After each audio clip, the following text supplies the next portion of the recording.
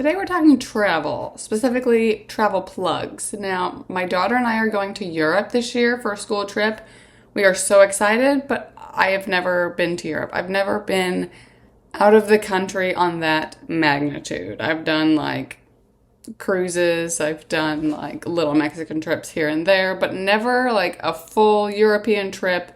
And so I got to thinking I should probably look into one of these travel adapters. And I'm glad I did because I didn't know anything about this kind of thing. So this was sent to me by the Hero Travel Company, and I was shocked at the amount of options and features that this tiny little box has.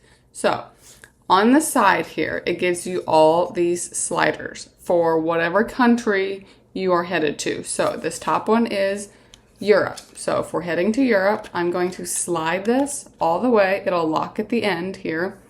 And then I can plug this into a European outlet. Now, if I was traveling to Australia, Australia and the United States are on the same tab.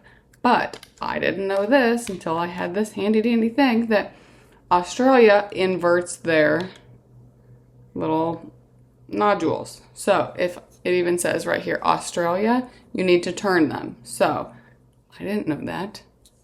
So I would switch these back before you toggle this off. If you are going to the UK, pop that up and you get your 3-prong here. I had no idea about these things. So let's test this out. Let's do a United States. And I also have a little, what do you call these, boxes now? So we're going to test this. So I have the United States open. I'm going to take my box and then I'm going to put it in where the prongs would normally fit. Now, I did have some trouble testing this out my first time. I did go back to the directions and it said you will encounter some resistance when inserting this. That's because it's going to be hard to show on the camera, but in here, there are little plastic pieces that when you flip these nozzles, it's going to block you from poking something into the holes that doesn't correlate to that country. So you do have to shove kind of hard, but I am willing to do that. And it wasn't until after I got to rammy jamming this in here, there's a US one.